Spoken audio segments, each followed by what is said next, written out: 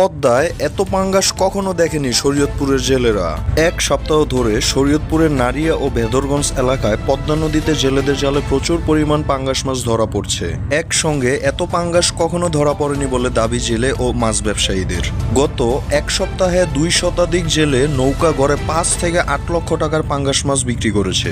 শরীয়তপুর জেলা মৎস্য কর্মকর্তার কার্যালয় সূত্রে জানায়, শরীয়তপুরে অন্তত 26,000 জেলে আছেন। তারা বিভিন্ন সময় নদীতে মাছ শিকার করেন। ইলিশের প্রজনন মৌসুম উপলক্ষে গত 13 অক্টোবর থেকে 3 নভেম্বর পর্যন্ত নদীতে সব ধরনের মাছ শিকার বন্ধ ছিল। 4 নভেম্বর ভোর রাত থেকে জেলেরা নদীতে মাছ শিকার শুরু করেন। ওই দিন থেকে জেলেদের জালে প্রচুর পরিমাণ পাঙ্গাস মাছ ধরা পড়ছে। পদ্মা নদীর শরীয়তপুরের নারিয়ার চরআত্রা, নওপাড়া ও ঘড়িসার এবং ভেদরগঞ্জের কচিকাটা, তারাবুনিয়া ও চরভাগা এলাকায় পদ্মা নদীতে জেলেরা পাঙ্গাস মাছ শিকার করছেন। সারা রাত মাছ ধরে সকালে তা বিক্রি করছেন নারিয়ার সুরেশ্বর মাছের পাইকারি বাজারে। গত রোববার সকালে সুরেশ্বর মাছ বাজারে গিয়ে দেখা যায় অন্তত 150টি জেলে নৌকা পাঙ্গাস মাছ নিয়ে বাজারে এসেছে। এসব মাছের প্রতিটির ওজন 5 থেকে 12 কেজির মতো। এই বাজারের ব্যবসায়ীরা এই মাছ ঢাকা, মুন্সিগঞ্জ, নারায়ণগঞ্জ ও মাদারীপুরের বিভিন্ন পাইকারের কাছে বিক্রি করছেন। প্রতি কেজি মাছ বিক্রি করা হচ্ছে 650 থেকে 800 টাকা দামে।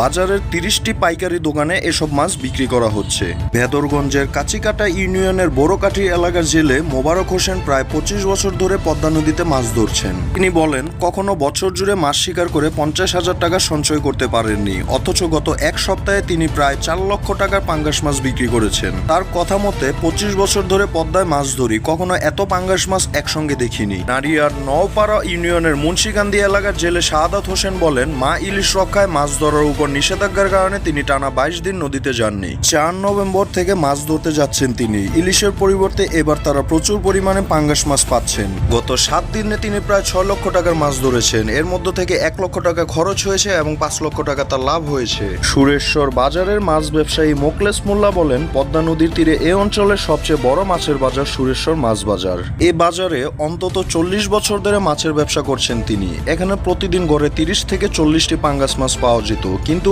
এক সপ্তাহ ধরে প্রতিদিন 1000 থেকে 2000 পাঙ্গাস মাছ নিয়ে আসছেন জেলেরা। শরীয়তপুর জেলা মৎস্য কর্মকর্তা হাদিউজ্জামান বলেন, মাছ সাধারণত খাবারের সন্ধানে ও প্রজননের তাগিদে স্থানান্তরিত হয়ে থাকে। ইলিশের প্রজনন মৌসুমে নদীতে মাছ শিকার বন্ধ ছিল, তখন মাছ নির্বিঘ্নে স্থানান্তরের সুযোগ পেয়েছে। মিঠা পানিতে ইলিশের সঙ্গে পাঙ্গাসও এসেছে, তাই জেলেদের জালে এই মুহূর্তে এত বেশি পরিমাণ পাঙ্গাস মাছ ধরা পড়ছে।